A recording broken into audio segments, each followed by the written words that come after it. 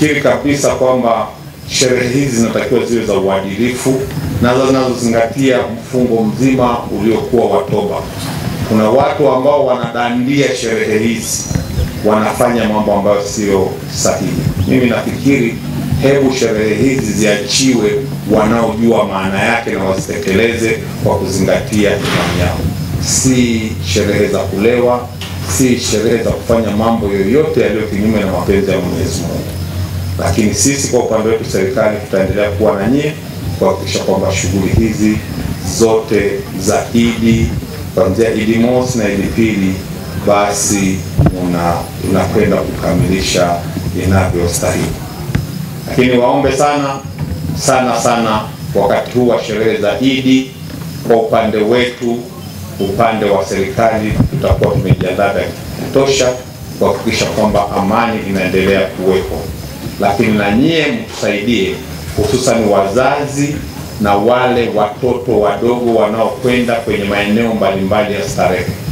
Tuone kama wanaenda kwenye maeneo ya starehe yenye uchaji, na tusiwaache watoto wakasambaa tu mitaani.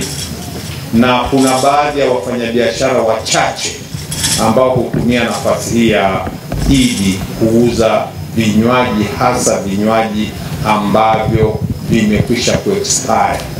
Vinywaji kama soda na vinywaji vingine huwa vinawekwa na baadhi ya wafanyabiashara si wema, na ukitaka kujua hivi vitakuwa havitufai, utakuta muuzaji hana mahali mahususi pa kuviuzia, na badala yake unakuta ameviweka kwenye mkeka kwenye yale maeneo ya burudani na anauza. Vinywaji tuvinunue kutoka kwenye maduka, kwenye supermarket na kwenye maeneo ambayo yapo mahususi kwa ajili ya kununua bidhaa hizi. Tusinunue kwa wale wanaokuuzia mikononi, kwa sababu hatujui vimetokea wapi na vinaweza vikatuletea madhara. Lakini tusiwaruhusu watoto wakaenda kwenye maeneo ambayo yanaweza yakahatarisha maisha yao. Ni vyema wazazi tungeandamana na watoto wetu wakati huu wa sherehe, lakini hata na kwa sisi watu wazima. Lakini la tatu ni waombe sasa, kwa vile ni siku 1-2 zimebaki, tunaelekea kwenye Idi. Kwanza niwatakie Idi njema kwa Waislamu, lakini takie sherehe njema kwa watu wote, kwa kuwa sherehe hizi tunazifanya kwa kushirikishana.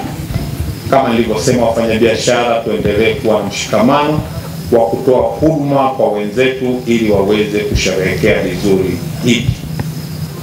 Ewe Mola wetu, tunakuomba utuepushe baadhi ya waandishi wa habari ambao hawaitakii mema nchi yetu ya Tanzania kwa kuleta kizaazaa na pirika ya kusababisha amani na upendo na mshikamano kuvunjika.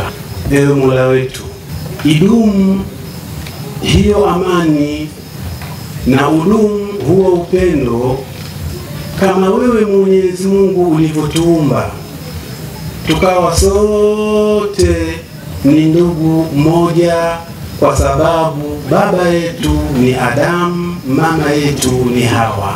Ya Rabbi, tunakuomba kama tulivyojaa tele katika Tanzania, makabila mbalimbali, dini mbalimbali, ukatujalia kuwa na upendo na mshikamano, tunakuomba upendo huo uudumishe, udumu kwa muda wa kudumu mbingu na ardhi. Ewe Mola wetu, tunamleta kwako kiongozi wetu mpendwa na Watanzania wote wenye dini na wasiokuwa na dini, Dr. Samia Suluhu Hassan. Umuhifadhi ya Rabbi, ahifadhike. Tunakuomba ya Rabbi, umpe siha nzuri, umpe afya njema yeye na familia yake. Ya Rabbi, ewe Mola wetu, tunakuomba utujalie uchaguzi wetu uwe ni uchaguzi ambao wa amani na utulivu. Ewe Mola wetu, tunaamini na tunajua kwa vile ni uchaguzi, basi wanaweza wakajitokeza wengi katika kuomba uchaguzi. Na sisi ewe Mola wetu hatuwajui kila watu katika nafsi zao wamekusudia nini. Tunakuomba ya Rabbi, katika ngazi ya urais utuchagulie rais ambaye anayefaa. Ewe Mola wetu utuchagulie rais ambaye ni kipenzi cha Watanzania. Ewe Mola wetu utuchagulie rais ambaye atakayeitanguliza Tanzania kwanza na wananchi kwanza kabla ya nafsi yake. Ewe Mola wetu tunakuomba utuepushe na wale ambao watakaotaka uraisi, watakaokuwa ndimi zao zinakwekwereka kwa kuwatukana watu, kuwadharau watu, kutaka kuwagawa watu kwa vyama vyao. Ewe Mola wetu tunakuomba tuepushe na watu wa namna hiyo. Na hata kama ewe Mola wetu utamjalia akapita huko alikopita, wananchi wasimpe kura hata moja ila apate kura yake. Ewe Mola wetu tunakuomba hayo ya Rabbi, utujalie kwa utukufu na baraka za mtukufu ya mwezi mtukufu wa Ramadhani. Ya Rabbi, namleta kwako kiongozi wetu mpendwa wetu anayethamini wa Tanzania kabla ya nafsi yake, na hususan anathamini viongozi anathamini wananchi wake. Namuomba Mwenyezi Mungu anifikishie salamu kwa rais wetu wa Tanzania kwamba kweli ametuletea kiongozi ambaye anatanguliza wananchi wake wa mkoa wa Shinyanga kabla ya nafsi yake, na huenda ya Rabbi akawa ni kiongozi wa kwanza katika Tanzania wa mikoa.